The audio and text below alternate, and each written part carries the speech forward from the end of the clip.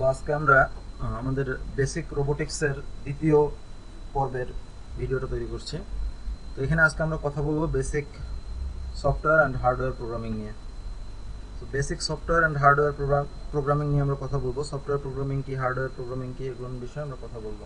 So আজকের বিষয়ে কিছু যে টপিকগুলো আমরা কভার করবো সেটা হচ্ছে সি, প্রোগ্রামিং ইন সি, এবং মাইক্রো সি, আরডুইনো আইডি, এবং আরও বিশেষ কিছু বেসিক। সো আজকে আমরা প্রোগ্রামিং করব ঠিক এইভাবে। প্রথমে আসি মাইক্রোপ্রসেসর কি। মাইক্রোপ্রসেসর বলতে আমরা কি বুঝি? মাইক্রোপ্রসেসর হচ্ছে আমরা যে কম্পিউটার ব্যবহার করি, আমাদের ডেস্কটপ কম্পিউটার, ল্যাপটপ, এগুলোর ব্রেন। কথাটা হচ্ছে এগুলো যে ডাটা প্রসেস করে, বিভিন্ন ধরনের ডাটা আছে, সেটা বাইনারি, অবভিয়াসলি বাইনারি ডাটা নিয়েই কাজ করে। সো এই বাইনারি ডাটাকে কনভার্ট করে যদি 10 বেজের ডাটা, দ্যাট মিনস আমাদের ডেসিমাল ডাটা নিয়ে কাজ করি, তো এই ধরনের বিভিন্ন ধরনের ডাটা হতে পারে। এই ডাটাগুলো যখন কনভার্ট করে আমরা মাইক্রোপ্রসেসরে দেই কোনো একটা বিশেষ কাজ করার জন্য, সে মাইক্রোপ্রসেসর সেটাকে প্রসেস করে আমাদের একটা রেজাল্ট দেয়। সো এইটাকে বেস করেই আমাদের আজকের যে কম্পিউটার আমরা ইউজ করি এটা তৈরি হয়েছে। এখন আমরা এত বারবার করে বলি প্রোগ্রামিং শিখতে হবে, সি প্রোগ্রামে শিখেন, পাইথন শিখেন, অথবা আর মাইক্রো সি শিখেন, আরডুইনো আইডি এর যে প্রোগ্রাম আছে আরডুইনোর জন্য, এই প্রোগ্রাম শিখেন। এগুলো যে শিখতে বলতেছি, তো এই প্রোগ্রামটা আমরা কেন শিখব এটা আমরা আজকের এই টিউটোরিয়ালে দেখব, এবং সফটওয়্যার প্রোগ্রামিং কি এটাও আমরা দেখব। সো প্রোগ্রামিং শিখবো মূলত আমরা আমাদের এই মাইক্রোপ্রসেসর যে বললাম বা কম্পিউটারের সাথে আমাদের কমিউনিকেশনের জন্য, আমরা কম্পিউটারের সাথে কথা বলার জন্য আমাদের প্রোগ্রামিং শেখার প্রয়োজন আছে। আর সফটওয়্যার প্রোগ্রামিং হচ্ছে, এইখানে প্রোগ্রামিং এর ভিতর আমরা দুইটা ভাগ করছি, যে একটা হচ্ছে সফটওয়্যার প্রোগ্রামিং, একটা হচ্ছে হার্ডওয়্যার প্রোগ্রামিং। সফটওয়্যার প্রোগ্রামিং বলতে বোঝাচ্ছে, মনে করেন আমরা ক্যালকুলেটর অ্যাপটা ওপেন করতেছি, একটা কম্পিউটারে স্টার্ট মেনুতে গেলে আমরা ক্যালকুলেটর পাই একটা, যেখানে আমরা যদি আমাদের নাম্বার প্যাডে যদি আমরা বিভিন্ন সংখ্যার যোগ, বিয়োগ, গুণ, ভাগ এবং সায়েন্টিফিক ক্যালকুলেশনগুলোও করা যায়, তাই না? তো আমরা যদি ওই সংখ্যাগুলো প্রেস করে কিছু ইনস্ট্রাকশন দিয়ে দেই, সেই কাজটা হচ্ছে। তাহলে এইটা কিন্তু আমাদের আউটসাইড ওয়ার্ল্ডে কোনো একটা মোটর বা কোনো কিছুকে কিন্তু অপারেট করছে না, সে কম্পিউটারের ভিতরেই অপারেশন করছে, কম্পিউটারের ভিতরে ইনপুট নিচ্ছে এবং কম্পিউটার থেকে তার স্ক্রিনে রেজাল্ট শো করছে। সো এইটা সফটওয়্যার। সো এই সফটওয়্যার প্রোগ্রামিং বলতে আমরা কিভাবে একটা সফটওয়্যার তৈরি করতে পারি, বা সফটওয়্যারের মাধ্যমে কিভাবে এই যে কমান্ডগুলো দেওয়া বা রেজাল্ট নেওয়া, এই কাজগুলো সফটওয়্যার প্রোগ্রামিং এর মধ্যে অন্তর্ভুক্ত। সো আমরা দেখি, সামনে যাই। সব থেকে বেসিক, এবং এখানে বলা হচ্ছে জেনারেল পারপাস, মানে কি? একটা জিনিস যেটা সব কাজে ইউজ হয়। তো জেনারেল পারপাস প্রোগ্রামিং ল্যাঙ্গুয়েজ হচ্ছে programming in C. That means আমরা যদি সি প্রোগ্রামটা যদি খুব ভালোভাবে শিখতে পারি, আমাদের বেসিক প্রোগ্রামিংটা খুব সুন্দরভাবে আমরা শিখে ফেলছি। যদি আমি বলি যে হ্যাঁ আমি সি প্রোগ্রামিং করতে পারি, দ্যাট মিনস আমি স্বাভাবিক যে প্রোগ্রামগুলো প্রয়োজন আমাদের দৈনন্দিন জীবনে বলেন বা দৈনন্দিন কাজগুলোতে যে প্রোগ্রামগুলো দরকার, এগুলো আমরা সি দিয়ে খুব সহজেই তৈরি করতে পারি। এবং এটা খুব সিকে জেনারেল পারপাস বলা হচ্ছে, মানে যে কোনো জায়গায় এটা সহজেই ইউজ করা যায়, এবং এটা শেখা অনেক সহজ। এখন আসে একটা জিনিস, কম্পাইলার অথবা ID. What is compiler? Compiler বলতে একটা থার্ড পার্টি সফটওয়্যার, মানে এর ভিতরেই একটা সফটওয়্যার দিয়ে দেওয়া আছে, একটা কম্পিউটারের ভিতরে একটা সফটওয়্যার দেওয়া আছে, যেটা দিয়ে আমরা কিছু প্রোগ্রামিং এর কাজ করতে পারি। আরো একটু বিশদভাবে বলতে গেলে, আমরা একটু আগেই বললাম যে আমরা আমাদের মাইক্রোপ্রসেসরের সাথে যোগাযোগ করতে চাই, গল্প করতে চাই। সো গল্প করতে গেলে আমাদের কি করতে হবে? আমাদের মাইক্রোপ্রসেসরকে ডাটা পাঠাইতে হবে বা সেখান থেকে রেজাল্ট নিতে হবে। সো আমরা অ্যাজ এ প্রোগ্রামার মাইক্রো কন্ট্রোলারের সাথে ডাটার আদান প্রদান করব, কিন্তু এখন এই ডাটাটা কিরকম হবে? এখন আমরা জানি যে মাইক্রোপ্রসেসর একটা ডিজিটাল ডিভাইস, তাই নাকি? সো ডিজিটাল ডিভাইস তা কমিউনিকেশন করে বাইনারি ডাটাতে। বাইনারি দ্যাট মিনস পাওয়ার আছে কি নাই। যদি পাওয়ার থাকে এটা ডিজিটাল 1, যদি পাওয়ার না থাকে ডিজিটাল 0। সো সে এই লেভেলটা শুধু ডিটেক্ট করতে পারে যে 1 যাচ্ছে আর 0 যাচ্ছে। সো এইভাবে সে ডাটা আদান প্রদান করছে, কন্টিনিউয়াস ডাটা আদান প্রদান করছে। তো ডাটা আদান প্রদান করলে আমরা এইভাবে কমিউনিকেট করতে পারছি। এখন আমি যদি বলি যে আমরা একটা ক্যালকুলেটর অ্যাপ তৈরি করব, তো আমাদেরকে কি করতে হবে? 10টা সংখ্যা আমাদের মাইক্রোপ্রসেসরকে পাঠাইতে হবে, তাদের মধ্যে কি অপারেশন হবে এই কথাগুলো তাকে বলে দিতে হবে। তাহলে আমাদের যদি একটা ক্যালকুলেটর অ্যাপ বা ক্যালকুলেটর একটা সফটওয়্যার যদি থাকে, তাহলে তাকে এই কথাগুলো বলতে গেলে আমাকে অবশ্যই, আমি যদি বলি যে 1 যোগ 1 যোগ করো, সে যোগ করবে না, তাকে বাইনারিতে বলতে হবে। যে 01 প্লাস 01, এই যে কথাটা, এটাও কিন্তু প্লাস বলতেও একটা কোড আছে, ক্লাসেরও একটা কোড আছে, সো সেই কোডটা অবশ্যই বাইনারি। আমি যদি মুখস্থ করলাম, মনে করেন যে মুখস্থ করলাম যে ক্লাসের কোড হচ্ছে 1101, মেবি আমি জানি না এক্সাক্ট কত ক্লাসের, বাট এমন হইতে পারে যে ধরে নিচ্ছি আর কি 1101 দিলে ক্লাস কাউন্ট হয়। এখন আমি দুইটা ডাটা দিলাম, মধ্যে বললাম 1101, দেন ইকুয়াল টু একটা রেজাল্ট নিলাম। তো এইটা কি ইফিসিয়েন্ট? আমরা যদি মনে করেন মাইক্রো প্রসেসরের সাথে এইভাবে কন্টিনিউয়াস কমিউনিকেট করতে যাই, খুব সহজে কি করতে পারবো? মনে রাখা সম্ভব? এই কমান্ডগুলো 1101, 0011 এইভাবে কি মনে রাখা সম্ভব? এতগুলো বাইনারি সংখ্যা মনে রাখা সম্ভব না। এই জন্য কিছু থার্ড পার্টি সফটওয়্যার তৈরি হয়েছে যেগুলোকে বলা হচ্ছে কম্পাইলার। সো আমরা একটু আগেই বললাম যেহেতু সি নিয়ে আমরা কথা বলবো, so C compiler is a very basic and general purpose programming language. So তার জন্য একটা কম্পাইলার আছে, দ্যাট মিনস থার্ড পার্টি একটা সফটওয়্যার আছে। সেই সফটওয়্যারটার রোলটা কি হচ্ছে, আমরা তাকে প্রায় ইংলিশের মতো কিছু কমান্ড দিতে পারবো। দেখেন এখানে কিছু কমান্ড দিয়ে দেওয়া আছে যে প্রোগ্রামিং ইন সিতে আমরা প্রিন্ট এফ নামে একটা কমান্ড দিই, যাতে করে আমরা কম্পিউটারের স্ক্রিনে কোনো একটা রেজাল্ট দেখতে পারি। স্ক্যান এফ, স্ক্যান বলতে কি বোঝায়? কোনো কিছুকে খুঁজে বের করা, দ্যাট মিনস ইনপুট দেওয়া। আমরা যদি ইনপুট দিতে যাই, তার মানে স্ক্যান বলতে অনেকটা ইনপুট রিলেটেড কথা হয়ে যায়, অনেকটা English INC, that means increment. So little bit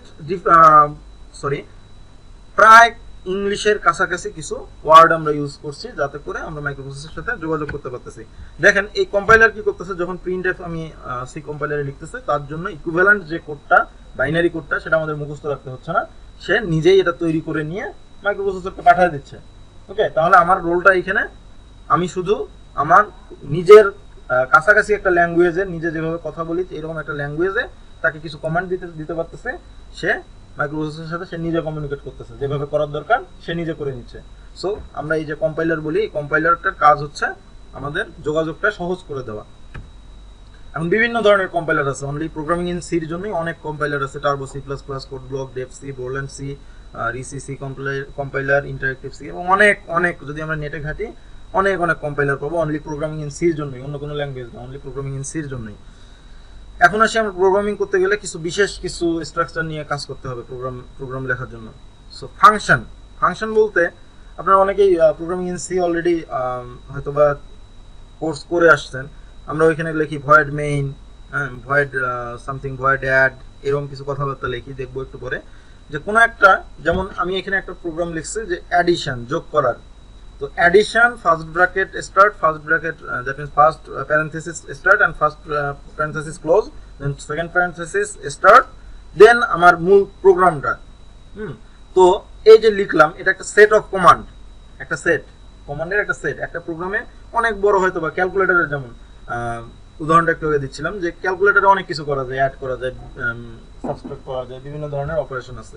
so এইখানে অ্যাডিশনের জন্য একটা আলাদা একটা পোর্শন করে নিলাম, যে পোর্শনে শুধু অ্যাড হবে। তাহলে এই যে সেট অফ কমান্ডস, এটাকে যখন একখানে রেখে এই ফরম্যাটে লিখবো, এটাকে বলবো একটা আলাদা ফাংশন। সো এখানে সংজ্ঞাটা বলা হচ্ছে এই function is a group of statement. মানে কথাটা হচ্ছে কিছু স্টেটমেন্টের গ্রুপ থাকবে, এগুলো স্টেটমেন্ট, এগুলোর গ্রুপ থাকবে। সো ফাংশন হচ্ছে দুই প্রকার, একটা হচ্ছে মেইন ফাংশন আর একটা সাবরুটিন ফাংশন বা ইউজার ডিফাইন্ড ফাংশনও বলতে পারেন। মেইন ফাংশন কি, যেটা এক্সিকিউট করব। ব্যাপারটা কিরকম, আমরা মূলত আমাদের কাজগুলোকে ফাংশনের ভিতর ফেলতে পারি। আমরা নিজেরা যা করি, সকালবেলা ঘুম থেকে উঠে হয়তো ব্রাশ করে কি করি, অথবা নাস্তা করি, তারপর ইউনিভার্সিটিতে আসি, ইউনিভার্সিটিতে এসে পড়ালেখা ক্লাস করি, দুপুরে খাওয়া দাওয়া করি, আবার বিকেলে হয়তোবা খেলাধুলা করি, তারপর হয়তোবা সন্ধ্যাবেলা আবার বাসায় চলে যাই, পড়ালেখা করি, একটা রুটিন মাফিক হয়তোবা কাজ করি। তো এই কাজগুলোকে আমি যখন ছোট করে বলতেছি, তখন এই জিনিসগুলো অনেক বড় একটা প্রোগ্রাম। হ্যাঁ, আমি পুরো একটা প্রোগ্রাম কমপ্লিট করতেছি, যেটা অনেক ছোট করে যদি বলি আমি, তাহলে বিশাল বড় একটা প্রোগ্রাম হয়ে যাবে। এখন আমি যদি বলি যে কিছু ছোট ভাগ করে নিলাম কাজগুলো, যে কিরকম, সকালবেলার কাজ। তো সকালবেলার কাজ কি, ঘুম থেকে ওঠা, ব্রাশ করা, নাস্তা করা। হ্যাঁ, তারপরে আরেকটা ছোট একটা ভাগ করে নিলাম যে ইউনিভার্সিটি। সো ইউনিভার্সিটির মধ্যে কি হচ্ছে, এসে ক্লাস করতেছি, খেলাধুলা করতেছি, দুপুরের লাঞ্চ হয়তো বা দিদির ক্যান্টিনে করতেছি। তো এইরকম যে কাজগুলো, তো এই যে সেট, মানে আমি ভাগ করে নিলাম, প্রথমে কি ছিল, অনেক বড় ছিল। তো এইটাকে আমরা বলতেছি মেইন ফাংশন, যখন ডিটেলসে বলতেছি। হ্যাঁ, আর যখন ছোট ভাগ করে নিচ্ছি, এগুলোকে বলা হচ্ছে সাবরুটিন ফাংশন। এখন মেইন ফাংশন কিন্তু অবশ্যই থাকবে। মেইন ফাংশনে এখন তাহলে আমরা কি বর্ণনা করব, যদি মেইন ফাংশনকে কল করি, কি বলবো, যে সকালবেলার কাজ বললেই আমরা বুঝে নিব যে আমরা ওই জায়গার কাজগুলো করছি। ইউনিভার্সিটি, তার মানে ইউনিভার্সিটিতে এসে ক্লাস করছি। সো আলাদা ভাগ করে কিছু কাজ করে দেওয়া আছে। যদি আমি এই কাজগুলো প্রতিদিনই করতে চাই, আমার প্রতিদিন এটাকে কল করতে হবে না, প্রতিদিন ওই যে অত বড় প্রোগ্রাম আমার বলতে হবে না মানুষকে। আমি শুধু বলে দিব যে হ্যাঁ আমার এখানে লেখা আছে, আমার কিছু পেপারের রেডি করা আছে। তো আমরা যেটা বলতেছিলাম যে আমাদের এই কাজগুলোকে আমরা ছোট ছোট ভাগ করে নিব। তাহলে এই ছোট ছোট ভাগগুলোকে কি বলবো? Sub routine.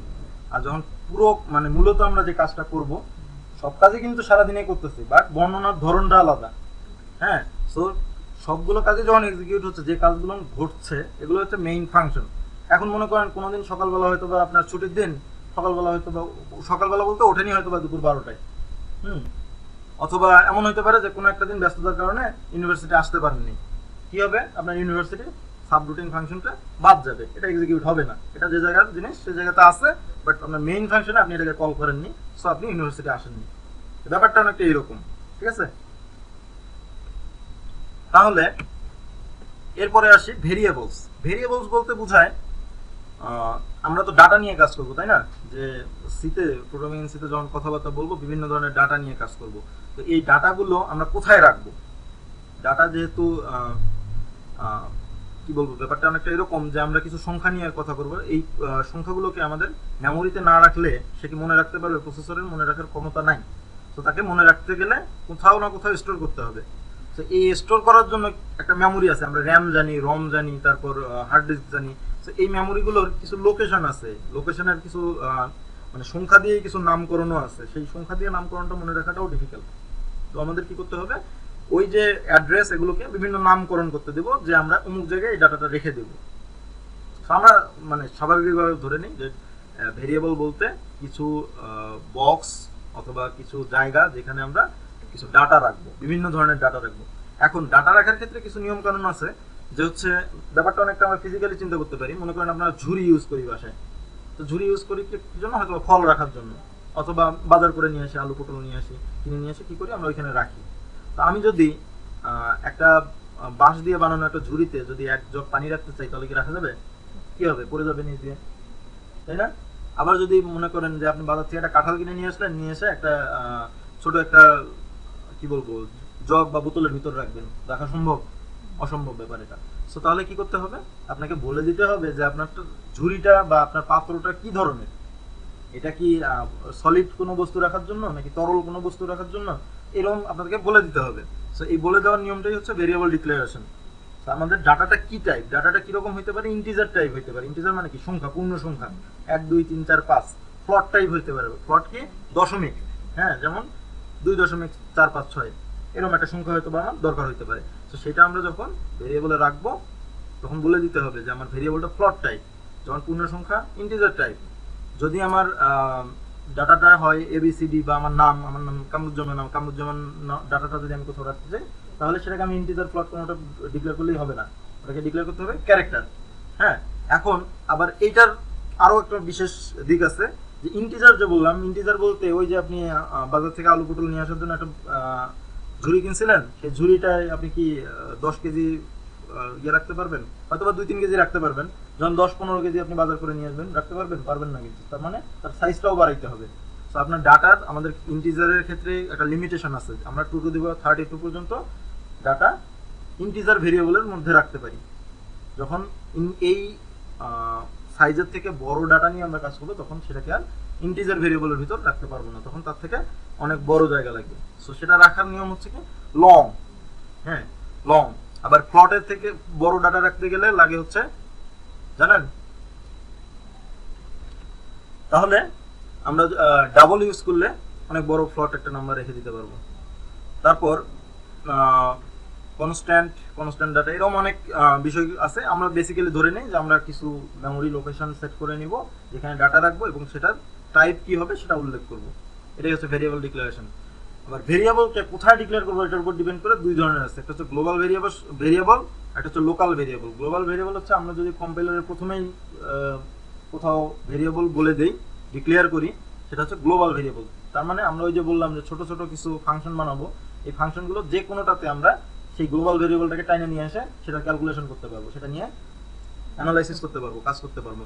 But local variable হচ্ছে, যেমন এখানে গ্লোবাল ভেরিয়েবল একটা উদাহরণ দেওয়া হয়েছে ইন্টিজার এক্স ওয়াই জেড, এটা কিন্তু দেখেন যে ফাংশনটার বাহিরে, তার মানে আমি এক্স ওয়াই জেড নিতে পারতেছি, কিন্তু লক্ষ্য করেন এখানে আরেকটা ফাংশন তৈরি করলাম অ্যাডিশন, ভিতরে ইন্টিজার এক্স ওয়াই জেড, দুইটাতেই আমরা ভেরিয়েবল ডিক্লেয়ার করছি, বাট একটা আমাদের ফাংশনের বাইরে, একটা ফাংশনের ভিতরে। সো যেটা বাহিরে সেটা গ্লোবাল ভেরিয়েবল, যেটা ভিতরে সেটা লোকাল ভেরিয়েবল।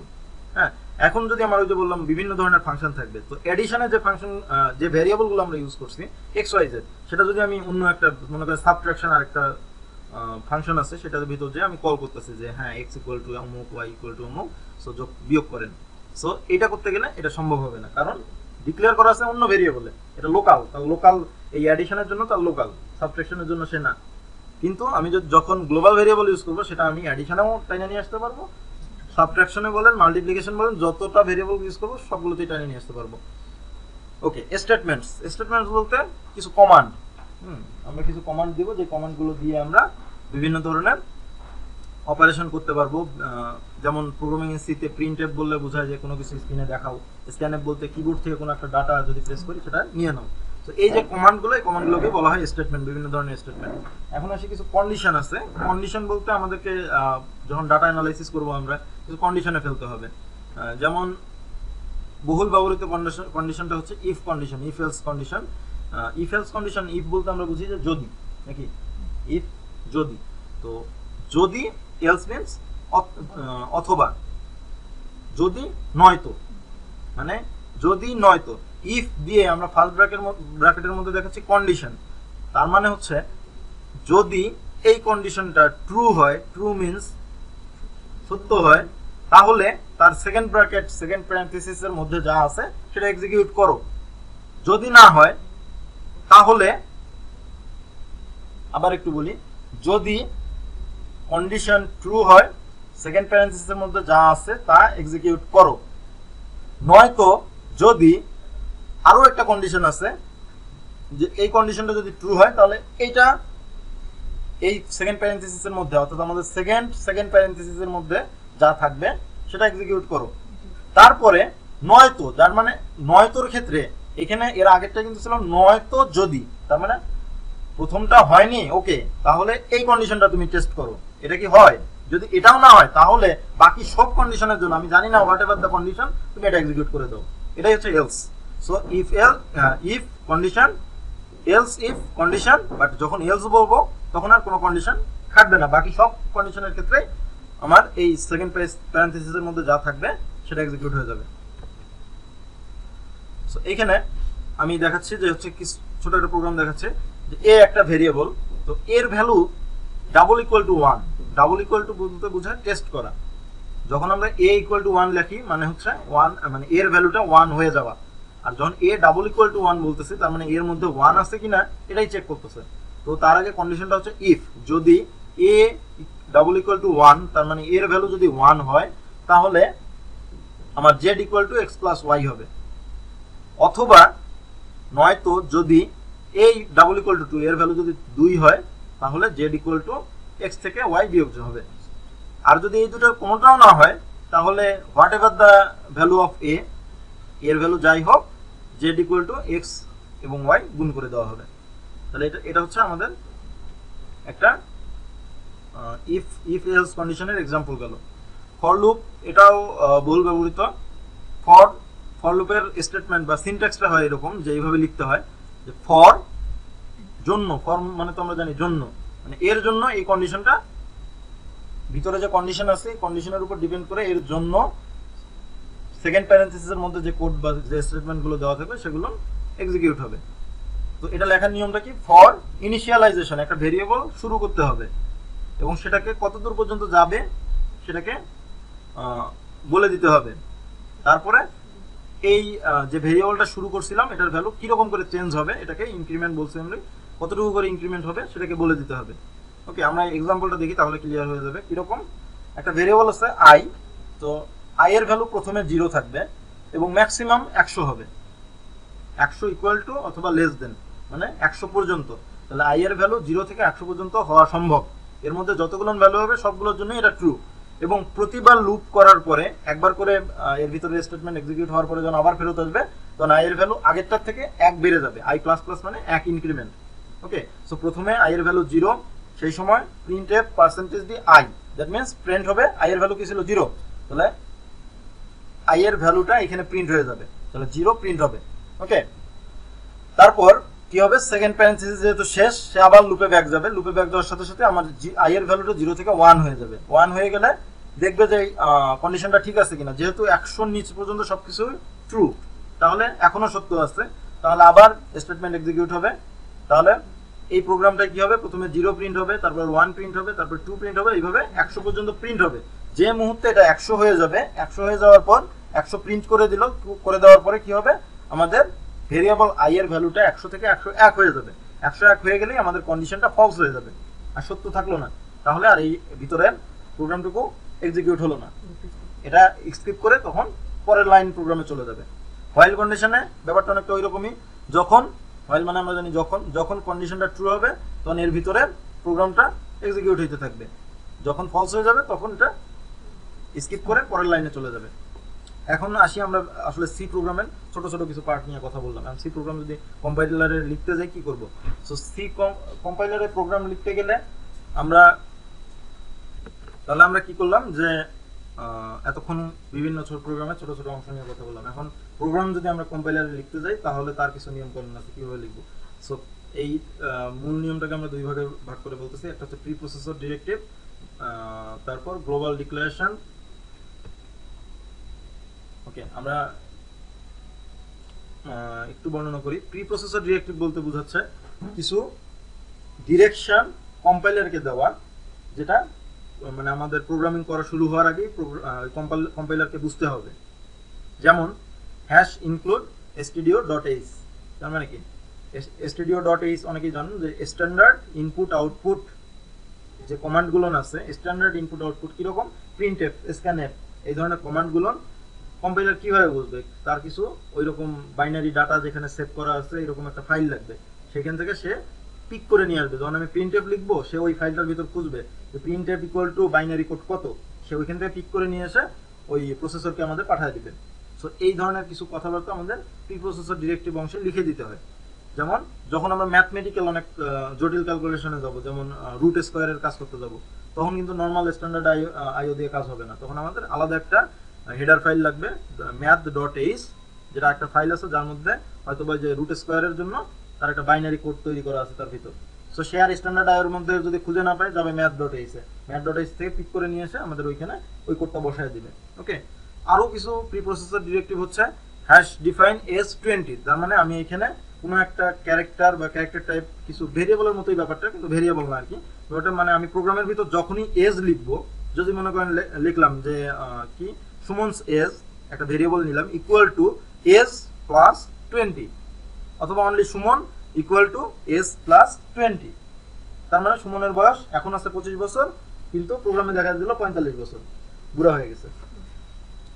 সো ব্যাপারটা অনেকটা এরকম, ঠিক আছে। তার মানে আমি এজ কথাটা যখনই ইউজ করবো প্রোগ্রামের ভিতর যদি এইভাবে লিখি, তাহলে সে ধরে নিবে ওইখানে 20 লেখা আছে, এটা ডিফাইন করে দিলাম, এটাও প্রি প্রসেসর ডিরেক্টিভ। তারপরে আছে ইন্ট, xyz, ফ্লোট, abc, এগুলো হচ্ছে আমাদের গ্লোবাল ভেরিয়েবল, একটু আগে যেটা বললাম। তার মানে এটা কিন্তু কোনো ফাংশনের ভিতরে না, দেখেন বাহিরে, তার মানে কি এটা গ্লোবাল ভেরিয়েবল, নট লোকাল। ওকে, তারপরে মেইন ফাংশন, মূলত আমরা কি কাজটা করবো সেটা যেখানে বর্ণনা করব, সেটা হচ্ছে আমাদের মেইন ফাংশন। সো এই মেইন ফাংশনের ভিতর কি থাকবে, লোকাল ভেরিয়েবল থাকতে পারে, যা আমাদের লোকাল কাজের জন্য কিছু ছোটখাটো ভেরিয়েবল থাকতে পারে, সেগুলো আমরা লোকাল ভেরিয়েবলের মানে মেইন ফাংশনের ভিতর লিখলাম। তারপরে স্টেটমেন্ট, যে স্টেটমেন্টগুলো মূলত এক্সিকিউট হয়, ওকে, সেগুলো লিখবো। আবার যদি কোনো সাবরুটিন ফাংশনকে কল করি, ওই যে ছোট ছোট ভাগ করে রেখে দিয়েছিলাম প্রোগ্রামগুলো, কাউকে যদি ডাকি, এটাও মেইন ফাংশনের ভিতরেই লিখবো। তো এখানে ছোট একটা উদাহরণ দেখা যাচ্ছে ভয়েড মেইন। সো এইটুকুই এক্সিকিউট হবে প্রোগ্রামের, আর কোনো কিছু কিন্তু প্রোগ্রামের এক্সিকিউট হবে না।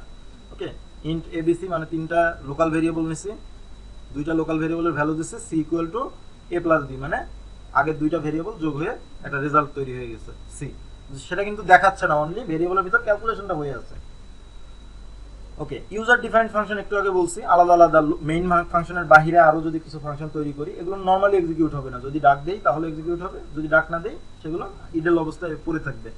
তো সেগুলোর ভিতরেও লোকাল ভেরিয়েবল কল করা লাগতে পারে, সেগুলোর ভিতরেও কিছু কাজ থাকবে ছোট ছোট। ওকে, যেমন ভয়েড f1। তো এই যে ইউজার ডিফাইন্ড বা সাবরুটিন ফাংশন, এই ফাংশনগুলো কিন্তু আমরা নাম ইচ্ছা মতো দিতে পারি। এখানে লিখছি f1, একটু আগে দেখাইছিলাম অ্যাডিশন, সাবট্রাকশন, মাল্টিপ্লিকেশন, বা এখানে আমার নিজের নাম দিয়েও আমি একটা ফাংশন তৈরি করতে পারি। বাট প্রোগ্রাম লেখার সময় মনে রাখা উচিত যে কাজের জন্য আমরা করতেছি প্রোগ্রামটা, সেই কাজের জন্য আমরা এখানে ফাংশনের নামটা দিয়ে রাখবো। ফ্লো চার্ট আরেকটা ইম্পর্টেন্ট জিনিস। আমরা যখন নতুন কোনো একটা প্রোগ্রাম করব, তার লজিকটা কিন্তু আমরা হয়তো বা জানি না। সো আমার কি করতে হবে, আমাকে একটা ফ্লো চার্ট তৈরি করে নিলে সব প্রসিডিউরগুলো ক্লিয়ার হয়ে যায়, সহজ হয়ে যায়। হ্যাঁ, কিরকম, যে আমি একটা মনে করেন যোগ করার একটা প্রোগ্রাম করতেছি। সো আমি জানি না হয়তো বা প্রোগ্রামের ভিতর আমার কি করতে হবে। সো প্রথমে কি ইনিশিয়ালাইজ করতে হবে। ইনিশিয়ালাইজ বলতে কি, ওই যে প্রি প্রসেসর ডিরেক্টিভ টিরেক্টিভ ছিল, গ্লোবাল ভেরিয়েবল ডিক্লারেশন ছিল, এগুলো ছিল। হ্যাঁ, এই জিনিসগুলো করে নিতে হবে। সো আমি ওই যে ক্যালকুলেটর টাইপ একটা অ্যাপস বা সফটওয়্যার তৈরি করতেছি, সেক্ষেত্রে কি করতে হচ্ছে, আমাকে ইউজারের কাছ থেকে আপনার মূলত আপনার কিন্তু দুই দিক থেকে চিন্তা করতে হবে। যে আপনি যখন প্রোগ্রামার, আপনি কিন্তু আর কম্পিউটারের সামনে বসে নেই, আপনি কিন্তু কম্পিউটারের পিছনে চলে গেছেন, ঠিক আছে, মনিটরের পিছনে চলে গেছেন, যে আপনি আপনার কম্পিউটারের সামনে যে বসে আছে তার সাথে কমিউনিকেট করতেছেন। এইভাবে চিন্তা করতে হবে। ব্যাপারটা কিরকম, আপনার ক্যালকুলেটর যেহেতু আপনার ইউজারের কাছ থেকে ডাটা চাইতে হবে। সো কি করতে হবে, আস্ক ভ্যালু ফর এক্স। আমরা একটা এক্স ভেরিয়েবল নেব, সেই ভেরিয়েবলের ভ্যালু কি হবে এটা আমি জানি না, ইউজার যা দিবে সেটাই হবে। সো তারপর কি হবে, আমাদের এক্স, সেই যে ডাটাটা নিব আমরা ইউজারের কাছ থেকে, নেওয়ার পরে সেটাকে এক্স ভেরিয়েবলে পাঠিয়ে দিতে হবে, সেভ করে রাখতে হবে। তারপর আরেকটা ভেরিয়েবল বা ওই ভেরিয়েবলে আমরা আরো একটা ডাটা নিব। ওকে, নিয়ে কি করব, ওই দুইটা আগের যে ডাটাটা আমরা এক্স ভেরিয়েবলে রাখছি আর নতুন যে একটা ডাটা পেলাম, এই দুইটা ডাটার ভিতর একটা অপারেশন তৈরি করব, যেটা হয়তো বা যোগ। এটা করে আমরা রেজাল্টটা স্ক্রিনে শো করব। সো এইখানে আসলে আমি আমাদের স্লাইডে একটু ভুল আছে। এখানে সেকেন্ড যে আমরা লিখছি আস্ক ভ্যালু ফর এক্স, এটা আস্ক ভ্যালু ফর ওয়াই হবে। একই ভেরিয়েবলে তো নেওয়া যাবে না, নিলে তো আগের ভ্যালুটা মার্জ হয়ে যাবে, তাই না? তাহলে প্রথম ভ্যালুটা এক্স ভেরিয়েবলে রাখলাম, পরের ভ্যালুটা আরেকটা ভেরিয়েবলে রাখবো ওয়াই, তারপরের যে রেজাল্টটা আসবে সেটা হয়তো আরেকটা ভেরিয়েবলে রাখবো। তো এই যে যোগ করার প্রোগ্রামটা বললাম, এটা যদি আমি নর্মালি লিখি গ্লোবাল ভেরিয়েবল ইউজ করে, সেটা হবে অনেকটা এইরকম। প্রথমে pre processor directive, then int X equal to 0, Y equal to 0, Z equal to 0, তিনটা ভেরিয়েবল নিলাম initially, all are 0। Then void main function. So কি করবো, আমরা কম্পিউটার স্ক্রিনে একটা লেখা শো করবো, please enter value of X, X এর ভ্যালুটা প্রবেশ করাইলো। স্ক্যানএফ কিবোর্ডে যা প্রেস করবে ইউজার সেটা রিসিভ করবে, করার পরে সেটা কি করবে, সে এক্স ভ্যারিয়েবলে রাখবো। এই যে এখানে লক্ষ্য করেন and x, percentage D and x, এটা হচ্ছে স্ক্যান করার নিয়ম আর কি। যখন integer type variable percentage D লিখলে সে ইন্টিজার টাইপ ভেরিয়েবল পিক করে, এটা আমাদের যে কম্পাইলার আছে কম্পাইলারের এটা নিয়ম কানুন। দেন অ্যান্ড এক্স বলতে ওই যে পিক করলো, পিক করার পরে সেটা এক্স ভেরিয়েবলে পাঠিয়ে দিবে। তারপরে আবার সে একটা দিয়ে তো আর অপারেশন হবে না, আমাকে আরো একটা ডাটা নিতে হবে। সো আমাদের কি করতে হচ্ছে, আবার ইউজারের কাছে ডাটা চাইতে হচ্ছে যে ওয়াই ভেরিয়েবলের জন্য ডাটা দেন।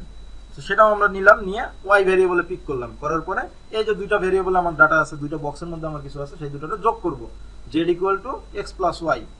সো এক্স এর ভেরিয়েবলে যা ছিল, ওয়াই ভেরিয়েবলে যা ছিল, দুইটা যোগ হয়ে যে নতুন একটা সংখ্যা হলো, সেটা জেড ভেরিয়েবলে সেভ হয়ে যাবে।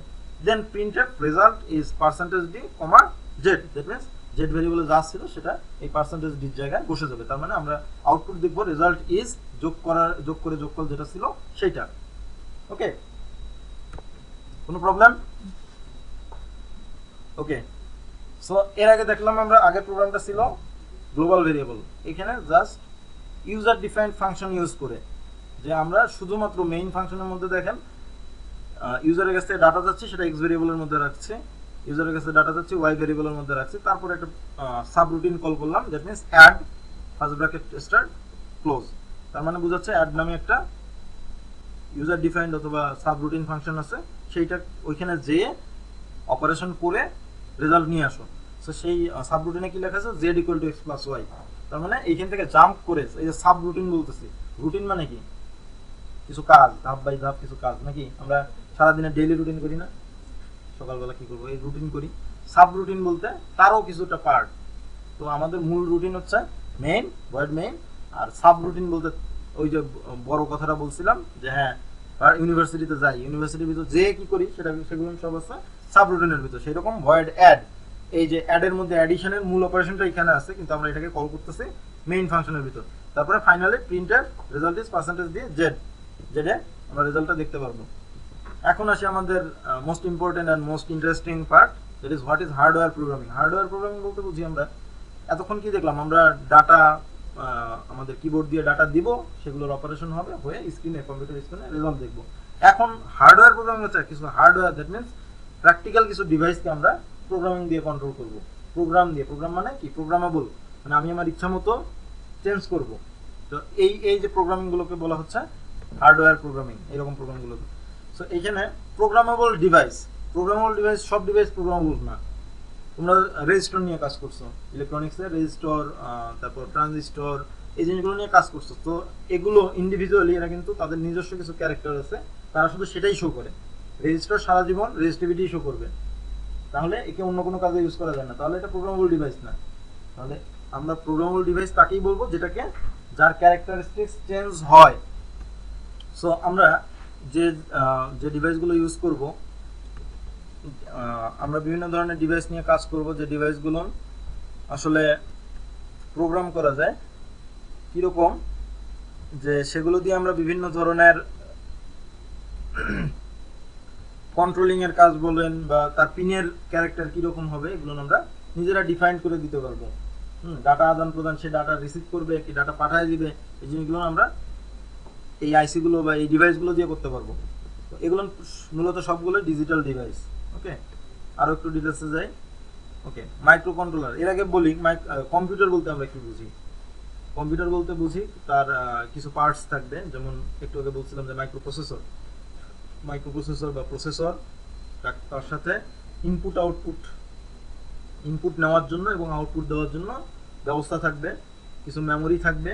হ্যাঁ, তাহলে এই কয়টা পার্ট যদি একটা জায়গায় যে কোনো একটা মেশিনের ভিতর যদি সংযুক্ত থাকে, তাকে আমরা কম্পিউটার বলতে পারি। সো একইভাবে মাইক্রো কন্ট্রোলারও একটা কম্পিউটার বলা চলে। কিভাবে দেখেন, মাইক্রো কন্ট্রোলারের ভিতর একটা মাইক্রো প্রসেসর থাকে, সেটার সাথে আইও ইন্টারফেসের ব্যবস্থা থাকে। তার মানে ইনপুট আউটপুট, আমি এর থেকে আউটপুট নিতে পারি, আবার একে ডাটা ইনপুট দিতে পারি, আবার সেগুলো সে সেভ করে রাখতে পারে, আবার সেই ডাটাগুলোর ভিতর অপারেশন চালাইতে পারে, প্রসেস করতে পারে। সো তাহলে এই যে কাজগুলো করতে পারে, যখন কোনো একটা ডিভাইস এই কাজগুলো করতে পারে, তাকে মাইক্রো কম্পিউটার বলা চলে। এই একই কাজ যখন ছোট একটা আইসি করতে পারে, তাকে বলা হচ্ছে মাইক্রো কন্ট্রোলার। ওকে, সো বহুল ব্যবহৃত মাইক্রো কন্ট্রোলার হচ্ছে দুই টাইপ, একটা হচ্ছে পিআইসি মাইক্রো কন্ট্রোলার, একটা হচ্ছে অ্যাভিয়ার টাইপ মাইক্রো কন্ট্রোলার। দুইটা কোম্পানির দুই ধরনের মাইক্রো কন্ট্রোলার বাজারে বেশি ব্যবহৃত হয়। আরও আছে, মোটরোলা আছে, যেগুলো খুব বেশি ইউজ করা হয় না। সো এখন আসি কিছু বোর্ড নিয়ে কথাবার্তা বলি। কারণ হচ্ছে মাইক্রো কন্ট্রোলার নিয়ে আমরা খুব বেশি কথা বলছি না, কারণ মাইক্রো কন্ট্রোলার নিয়ে কাজ করাটাও ইন্টারেস্টিং, বাট প্রবলেমটা হচ্ছে মাইক্রো কন্ট্রোলারের কাজগুলো অনেক বিট লেভেলে করতে হয়, অনেক ভালো জেনে তারপরে কাজগুলো করতে হয়।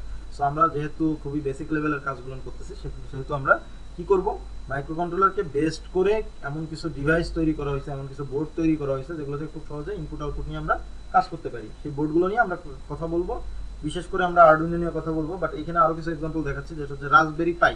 এটা হচ্ছে একটা ক্রেডিট কার্ড সাইজ একটা computer. Okay, so credit card size, so এই যে একটা কম্পিউটার রাসবেরি পাই, সো এটা দিয়ে আমরা কম্পিউটারের জাস্ট একটা যদি একটা মনিটর পাই, একটা কিবোর্ড আর একটা মাউস হলে, এটা দিয়ে আমরা একটা ডেস্কটপ কম্পিউটারের মতো কম্পিউটার চালাতে পারি। ঠিক আছে, এবং এটা দিয়ে আমরা অনেক মজার প্রজেক্ট করতে পারবো ইনশাআল্লাহ, যদি ভবিষ্যতে করি আমরা দেখবো তাহলে। আর আমরা যেটা নিয়ে মূলত কাজ করবো সেটা হচ্ছে আরডুইনোর বিভিন্ন মডেল আছে, Arduino Uno, Mega, Mini, Nano. Okay, so আমরা বিভিন্ন ধরনের মডেল নিয়ে কথা বলবো মূলত ইউএনও নিয়ে, কারণ ইউএনওটা বহুল ব্যবহৃত এবং সহজ।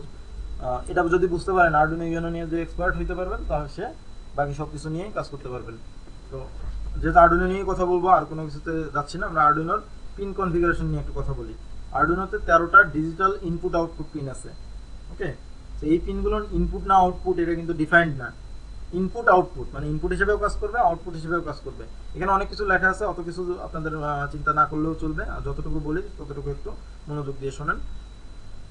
কথা হচ্ছে, প্রথমে লক্ষ্য করেন উপরের দিকে 0, 1, 2, 3, 4, 5, 6 করে 13 পর্যন্ত 13টা, দ্যাট মিনস 14টা পিন আছে। এগুলো 14টা পিন হচ্ছে ডিজিটাল ইনপুট আউটপুট। সে ইনপুট নেয় অথবা আউটপুট দেয়, এই কাজগুলো করতে পারে। কিভাবে দেয় এগুলো আমরা দেখবো। এই আইসিএসপি বাস, এগুলো আসলে খুব অ্যাডভান্স কাজের জন্য, এগুলো আপনাদের এই মুহূর্তে না জানলেও চলবে। ইউএসবি টু কম্পিউটার, এটা দিয়ে আমরা কম্পিউটার প্রোগ্রাম করে সেই প্রোগ্রামগুলো আমরা আমাদের মাইক্রোকন্ট্রোলার বা আরডুইনোতে পাঠিয়ে দেব। পাওয়ার সাপ্লাইয়ের জন্য এখানে একটা ডিসি ইনপুট পোর্ট আছে। এখানে নিচের দিকে যদি লক্ষ্য করি A0 থেকে A5 পর্যন্ত এই পিনগুলোকে বলা হয় অ্যানালগ পিন। এগুলোকে ডিজিটাল ইনপুট আউটপুট হিসেবে ইউজ করা যায়, বাট এগুলো মূলত অ্যানালগ ইনপুট নেওয়ার জন্য, অ্যানালগ ইনপুট যদি আমি নিতে চাই এই পিনগুলো দিয়ে নিতে হয় আর কি। মানে আমরা যদি উপরে 14টা পিনে যদি আমরা অ্যানালগ ডাটা নিতে চাই এটা নেওয়া সম্ভব না, বাট নিচের এই A0 থেকে A5 পর্যন্ত কিছু কিছু আরডুইনোতে দেখবেন A6 A7 পর্যন্ত আছে। সো ওগুলো দিয়ে আমরা এই অ্যানালগ ডাটা আদান প্রদান করতে পারি। দেন ভিইন হচ্ছে মূলত এই যে আমরা 7 to 12 ভোল্ট ডিসি ইনপুট বাম পাশে যে পোর্টটা দেখতেছি, এখানের ভোল্টেজটা যদি আমার কাছে এরকম পোর্ট না থাকে আমরা ভিইনে দিলে আমাদের এই পোর্টের কাজটা এই পিন দিয়ে করা সম্ভব। গ্রাউন্ড পিন দুইটা আছে বিভিন্ন ডিভাইসের সাথে গ্রাউন্ড পিন কানেক্ট করার জন্য। 5 ভোল্ট বোর্ড থেকে 5 ভোল্ট নিয়ে আমরা অন্য কোনো ডিভাইসে পাওয়ার দিতে পারি। অবশ্যই লো পাওয়ার ডিভাইস, বেশি যদি কোনো ডিভাইস খুব বেশি কারেন্ট নেয়, যেমন একটা মোটর যখন অন হয় সে অনেক বেশি কারেন্ট কনজিউম করে, তো সেটা যদি আমি আরডুইনো থেকে দিই আরডুইনো যে পাওয়ার আইসিটা আছে এটা নষ্ট হয়ে যাবে, ঠিক আছে। সো লো পাওয়ার ডিভাইসগুলো যেগুলো আছে, যেমন আমরা একটা এলসিডি চালাইতে গেলে 5 ভোল্ট এখান থেকে নিলেও চলবে। 3.3 ভোল্ট 3.3 ভোল্ট হচ্ছে আলাদা একটা লজিক লেভেল, মানে 5 ভোল্টের জায়গায় কিছু কিছু ডিভাইস 3.3 ভোল্টেজে চলে। এটা নিয়ে আমরা কাজ করতে পারবো। রিসেট পিন দিয়ে পুরো আরডুইনোটাকে রিসেট করা যাবে। আমরা এই রিসেট পিনটা স্বাভাবিকভাবে ইউজ করি না। এখানে উপরে লক্ষ্য করেন রিসেট একটা বাটন আছে, পুশ বাটন। এই পুশ বাটনটা প্রেস করলে আরডুইনো রিসেট হয়ে যাবে, মানে প্রোগ্রাম আবার ওই প্রথম থেকে এক্সিকিউট করা শুরু হয়ে যাবে। এখন এই যে ডিভাইস, এটা ছিল আমাদের হার্ডওয়্যার। সেই হার্ডওয়্যারকে কন্ট্রোল করার জন্য আমাদেরকে প্রোগ্রাম লিখতে হবে একটা আইডিইতে। আমরা সি কম্পাইলার দেখছি, এটা হচ্ছে আমাদের আরডুইনোর আইডিই বলতে বোঝাচ্ছে এটা দিয়ে আমরা আমাদের যে প্রোগ্রামগুলো করা দরকার, আমরা কম্পাইলারে যেটা দেখছিলাম যে ডাটা লিখলে সেটার বাইনারি ডাটা তৈরি হয়, সেটাই এটাতে হবে। ইন্টারনাল ডেভেলপমেন্ট এনভায়রনমেন্ট বলা হয়। সো এটা দিয়ে আমরা এই সফটওয়্যারটাই ওই আমাদের থার্ড পার্টি সফটওয়্যারের মতো কাজ করতেছে। এটার ক্ষেত্রে কিছুটা প্রোগ্রামিং এনসির সাথে কিছুটা পার্থক্য আছে, বাট প্রায় জিনিসগুলোই প্রায় similar. So setup function, loop function. Setup function মানে এই দুটো ফাংশন অবশ্যই থাকবে। আরো তো ইউজার ডিফাইন্ড ফাংশন আমি যত খুশি নিতে পারবো, but setup function, loop function এই দুটো অবশ্যই থাকবে। সেটআপ ফাংশনটা ইউজ করা হয় কনফিগার করার জন্য। একটু আগেই বললাম যে 14টা পিন আছে যেগুলো ইনপুট হিসেবে ইউজ হয়, আউটপুট হিসেবে ইউজ হয়, কিন্তু কোনটা ইনপুট হিসেবে ইউজ হবে কোনটা আউটপুট হিসেবে ইউজ হবে কিভাবে বুঝবো? এই যে এই সেটিংটা করে নেওয়া, এইটাই সেটআপ ফাংশনে করে নিতে হয়। আরো অনেক ধরনের সেটিংস আছে যেগুলো আমরা কাজ করতে গেলে দেখতে পারবো। সো মূলত কনফিগারেশনের কাজগুলো আমরা সেটআপ ফাংশনের ভিতর করব। সো এইটা এক্সিকিউট হয় খুব রেয়ার কেস ছাড়া। এই জায়গার যে এক্সিকিউশনগুলো এগুলো আমরা বাইরে দেখতে পারি না। লুপ ফাংশনের ভিতর যে স্টেটমেন্টগুলো থাকবে এগুলোই মূলত এক্সিকিউট হবে। ওই যে আমি কোনো একটা পিনকে আউটপুট হিসেবে সেটিং করে নিছি সেটআপ ফাংশনের ভিতর, এখন আউটপুটে আমি ডাটা পাঠিয়ে দিব। তো এই কাজটা ডাটা যে পাঠাবো, এই যে কমান্ডটা কোথায় দেব? লুপ ফাংশনের ভিতর। আমরা যেটা প্রোগ্রামিং এনসিতে দেখেছিলাম ভয়েড মেইনের ভিতর যা দিই সেটাই এক্সিকিউট হচ্ছিল। ভয়েড লুপের মধ্যে এখানে আমরা যা দেবো সেটাই এক্সিকিউট হবে। পার্থক্য ভয়েড মেইন আর ভয়েড লুপের মধ্যে পার্থক্য হচ্ছে ভয়েড মেইনটা ছিল যদি একবার প্রোগ্রামটা রান হয়ে যায় সে কিন্তু স্টপ হয়ে যেত আর কিন্তু কোনো কাজ করতো না, বাট ভয়েড লুপটা হচ্ছে একবার শেষ হয়ে যাবে সে আবার প্রথম থেকে শুরু করবে। ভয়েড লুপ ফাংশনটা সেটআপ কিন্তু না, অনলি ভয়েড লুপটা লুপিং করতে থাকবে, বারবার চলতে থাকবে। মানে আমার ডিভাইস কখনো ইডল মোড বা ঘুমায় পড়বে না। আমি যে প্রোগ্রামটা দিচ্ছি সে কন্টিনিউয়াস সেটা এক্সিকিউট করে যাবে। ওকে, সো আমরা কিছু সহজ প্রোগ্রাম দেখব। এই যে আইও পিন বলছিলাম যে ইনপুট অথবা আউটপুট হিসেবে ইউজ করা যায় কিছু পিনকে, 14টা পিনকে। এই পিনগুলোকে আমরা আউটপুট হিসেবে শো করে সেটা দিয়ে আমরা এলইডি জ্বালাতে পারি কিনা দেখব। সো আমরা যদি একটু আগের স্লাইডে চলে যাই, এই যে স্লাইডটা লক্ষ্য করতেছি, দেখেন এখানে আমাদের যে আরডুইনো মডিউলটা দেওয়া আছে, দেখেন 13 নম্বর পিনের পাশে ছোট করে এল লেখা আছে, ছোট করে একটা জায়গায় এল লেখা আছে। এর পাশে যে ডিভাইসটা দেখতেছেন এটা একটা এলইডি, লাইট ইমিটিং ডায়োড। এই এলইডিটা 13 নম্বর পিনের সাথে অটোমেটিক লাগানোই আছে। আর অপর প্রান্ত, এলইডির অপর প্রান্ত, এক প্রান্ত তো 13 নম্বর পিনের সাথে লাগানো আছে, অপর প্রান্ত একটা রেজিস্টার দিয়ে গ্রাউন্ডে লাগানো আছে। ওকে, তাহলে আমি যদি 13 নম্বর পিনে যদি 5 ভোল্ট দেই তাহলে কি এলইডি জ্বলবে? 13 নম্বর পিনে একটা এলইডির এক প্রান্ত লাগানো আছে, কোনো প্রোগ্রাম নাই, মনে করেন এখানে কোনো প্রোগ্রাম নেই। একটা পয়েন্টে একটা এলইডির অ্যানোড লাগানো আছে, ক্যাথোড একটা রেজিস্টার হয়ে গ্রাউন্ড হয়ে গেছে। সো আমি যদি অ্যানোডে 5 ভোল্ট দেই এলইডি কি জ্বলবে? কেন জ্বলবে না? অবশ্যই জ্বলবে। ফরওয়ার্ড বায়াস, অ্যানোডে পজিটিভ দিচ্ছে, ক্যাথোডে একটা রেজিস্টার হয়ে গ্রাউন্ড হবে। তাহলে এলইডিটা জ্বলে উঠবে। ওকে, আমি যদি বাইরে থেকে একটা 5 ভোল্ট নিয়ে এসে 13 নম্বর পিনে দেই আর গ্রাউন্ড যদি গ্রাউন্ডে দিয়ে দেই তাহলে এলইডিটা জ্বলে উঠবে। বুঝা গেছে কেন জ্বলে উঠবে? বুঝা গেছে তো? Forward bias. ওকে, সো এই কাজটা যদি আমি প্রোগ্রামের মাধ্যমে করি যে আমি 13 নম্বর পিনে একবার 1 পাঠাবো মানে 5 ভোল্ট পাঠাবো, একবার 0 পাঠাবো, তাহলে কি হবে? লাইটটা কিছুক্ষণ জ্বলবে, কিছুক্ষণ নিভে যাবে। এটা একটু করে দেখি আমরা প্রোগ্রামটা। সো কি হবে? আমরা ব্লিঙ্ক করব, কন্ট্রোল করব যে 13 নম্বর পিনটা, control on off LED by input. আমরা এই তিনটা টপিক আজকে একটু দেখবো আর কি। আমরা ইন্ডিপেন্ডেন্টলি যে সময়ের উপর ভিত্তি করে যে হ্যাঁ 1 সেকেন্ড পর পর লাইট জ্বলবে অফ হবে, জ্বলবে অফ হবে, এটা হচ্ছে ইন্ডিপেন্ডেন্টলি, কারোর উপর ডিপেন্ড না করে সে কন্টিনিউয়াস নিজে নিজে অন হচ্ছে, নিজে নিজে অফ হচ্ছে, এটা দেখবো। আবার ডিপেন্ড করে মানে একটা পিন যখন হাই হবে তখন 13 নম্বর পিনের এলইডিটা জ্বলে উঠবে, অন্য যে কোনো একটা পিন যখন হাই হবে। ওই পিনটা যখন লো হবে তখন হয়তো বা এলইডিটা অফ হয়ে যাবে। আবার এই একই কাজ আমরা স্ট্যাটাস মানে ওইখানে দেখাবেও, আবার একটা স্ক্রিনে শো করবে যে হ্যাঁ আমার এলইডিটা জ্বলছে। আমার মনে করেন এলইডিটা আমি আরডুইনো বোর্ডটা অনেক দূরে সরায় রাখছে, বাট কম্পিউটারটা আমার কাছে, তাহলে আমি স্ক্রিনে দেখতে পারবো যে এলইডিটা এখন জ্বলা আছে কি নিভানো আছে। এই কাজগুলো আমরা আজকে একটু দেখবো। সো এটা লিখতে গেলে আমাদের কি করতে হবে? প্রথমে বলছিলাম যে ভয়েড সেটআপের মধ্যে আমাদের কি করতে হবে? সেটিংস করে নিতে হবে। সেটিংস, তো সেটিংস করার নিয়ম কি? ওই যে 13 নম্বর পিন দিয়ে আমি এলইডি জ্বালাবো, তাহলে 13 নম্বর পিনকে আউটপুট হিসেবে দেখাই দিতে হবে। তার মানে কি? আমি আরডুইনো জায়গায় নিজেকে একটু চিন্তা করেন যে আপনি আরডুইনো জায়গায় বসে আছেন, সো আপনি কাউকে 5 ভোল্ট দিবেন আর কারো কাছ থেকে 5 ভোল্ট নেবেন। তাহলে আপনি যখন কাউকে দিবেন সেটা হবে অবশ্যই আউটপুট, আপনার থেকে আউটপুট, আর আপনি যখন কারো কাছ থেকে নেবেন সেটা হচ্ছে ইনপুট। সো আরডুইনোর ক্ষেত্রে আপনার ওই 13 নম্বর পিন দিয়ে যেহেতু আমরা এলইডি জ্বালাবো, সো 13 নম্বর পিন আউটপুট। ওকে, সো পিন মোড কমান্ডটা হচ্ছে, কমান্ড বা স্টেটমেন্টটা হচ্ছে পিন মোড, এইভাবেই লিখতে হবে। পিআইএন ছোট হাতের, এম বড় হাতের, এইভাবে লিখে পিন মোড 13 আউটপুট। তার মানে এই পিন দিয়ে আমরা কখনো আর ডাটা নিব না, ডাটা শুধু দিবই। ওকে, দিলাম। এখন দেওয়ার পরে ভয়েড আমাদের সেটিংস করা শেষ, আর কোনো সেটিংসের প্রয়োজন নেই। ঠিক আছে, যেহেতু ইন্ডিপেন্ডেন্টলি চলবে, আমাদের অন্য কোনো পিনে তো যাওয়ার প্রয়োজন নেই। ওকে, তাহলে 13 নম্বর পিন আউটপুট হিসেবে দেখানো আছে। এখন আমরা মূল কাজে আসি। মূল কাজ কি? যে আমাদের 13 নম্বর পিনে 5 ভোল্ট পাঠানো আর 5 ভোল্ট অফ করে দেওয়া। সো ডিজিটাল রাইট 13 হাই, এটা এইভাবেই লিখতে হয় যে কোনো পিনে যদি আমি হাই বা 5 ভোল্ট পাঠাতে চাই এইভাবে লিখতে হয়। সো ডিজিটাল শব্দটা ছোট হাতের, ডাব্লিউটা বড় হাতের, তারপরে বলুন রাইটের বাকি সব লেটার ছোট হাতের দিয়ে 13 নম্বর হাই, তার মানে এখানে 5 ভোল্ট চলে গেছে। তারপরের লাইনে আমি যদি দেই ডিজিটাল রাইট 13 লো, তারপরের লাইনে সে অফ হয়ে যাবে। লো মানে 0। হ্যাঁ, মধ্যে আমি কিছু দিলে লিখছি, এগুলো নিয়ে বলছি কেন লিখছে। Digital write 13 high, digital write 13 low, তার মানে একবার লাইটটা অন হলো, একবার লাইটটা অফ হলো। সো এটা যদি আমি প্রোগ্রামটা যদি পাঠিয়ে দিই আমাদের মাইক্রো কন্ট্রোলার অথবা আরডুইনো বোর্ডে, তাহলে কি হবে? লাইট অন অফ হবে। বাট এর ফ্রিকোয়েন্সি, লাইটটা কত দ্রুত অন অফ হবে, এটা আমরা একটু চিন্তা করলেই বুঝবো। আমরা আরডুইনো বোর্ডটার উপর যদি আবার একটু দেখি তাহলে কি দেখব? দেখেন আমাদের আরডুইনো বোর্ডের উপর একটা স্টিলের একটা বডি আছে, স্টিল বডি একটা ডিভাইস আছে। দেখেন এটা হচ্ছে মোটামুটি দুইটা ক্যাপাসিটরের উপরের দিকে একটু লক্ষ্য করেন, লেখা আছে SPK 16.000G, এরকম লেখা আছে।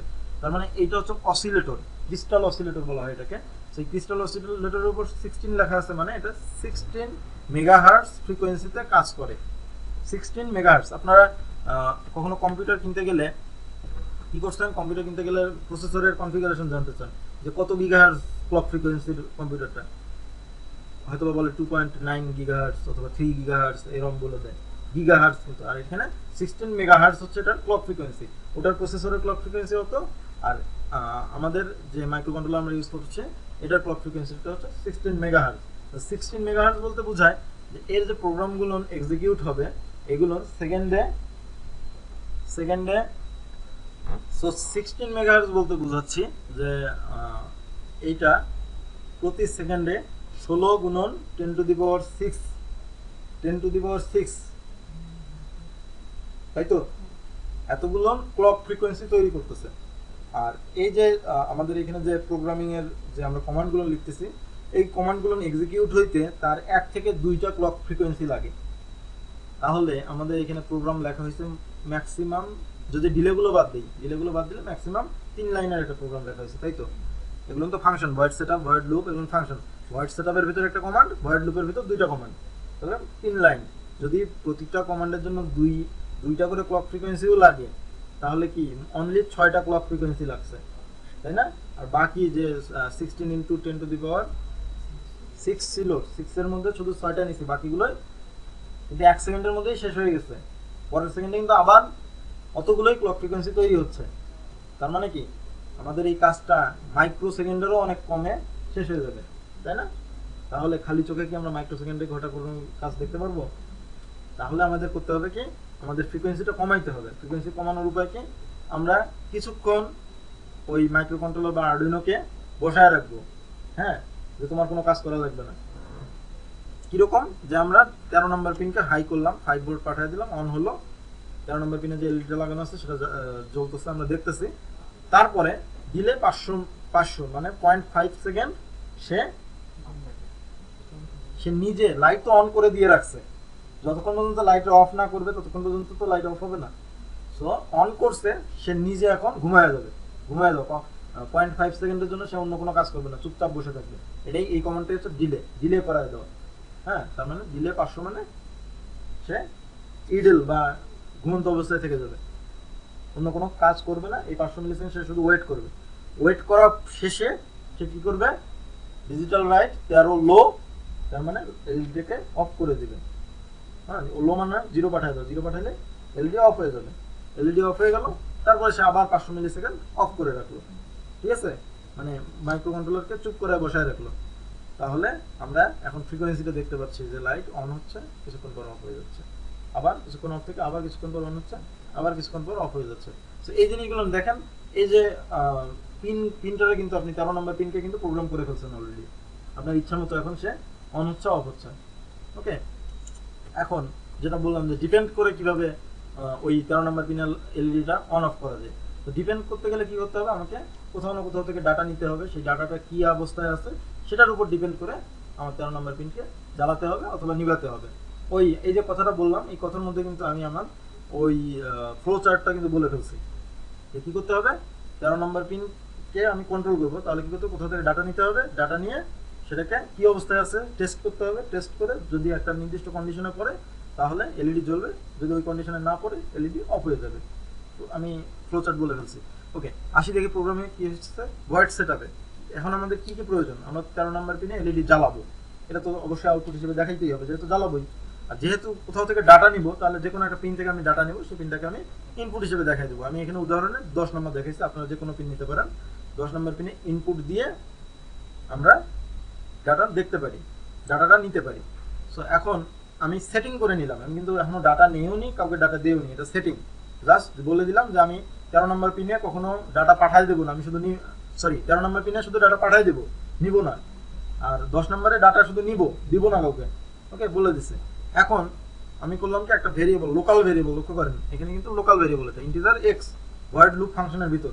সো লোকাল ভেরিয়েবল একটা কাউন্ট করতেছে বা কল করতেছে, int x, x integer type variable, digital read 10, মানে 10 নাম্বার পিনকে সে রিড করবে। মানে 10 নাম্বার পিনে কি আছে, 0 আছে আর 1 আছে, বাইনারি যেহেতু ডিজিটাল ডাটা সে রিড করবে, অনলি 0 আর 1 এই দুটাই, যে কোনো একটা সে ডিটেক্ট করতে পারবে। সে ডিটেক্ট করবে যে ডিজিটাল রিড 10 নাম্বার পিনে কি 0 আছে আর 1 আছে, সে রিড করলে যদি 0 থেকে x এর ভ্যালু 0 হয়ে গেল, যদি 1 থেকে x এর ভ্যালু 1 হয়ে গেল। এখন আসি কন্ডিশনে, যদি if x double equal to high, যদি কোনো মুহূর্তে 10 নম্বর পিন হাই হয়ে যায়, ওই মুহূর্তে আমাদের ডিজিটাল রাইট 13 হাই, তার মানে 13 নম্বর পিনে এলইডি জ্বলে উঠবে। তাহলে 10 নম্বর পিনে যদি আমি 5 ভোল্ট পাই, 13 নম্বর পিনেও 5 ভোল্ট পাঠিয়ে দিই। যদি 10 নম্বর পিনে লো ভোল্টেজ পাই, 13 নম্বর পিনেও লো পাঠিয়ে দিই। হ্যাঁ, এখানে একটা জিনিস লক্ষ্য করেন, এলস ইফ কিন্তু লেখিনি,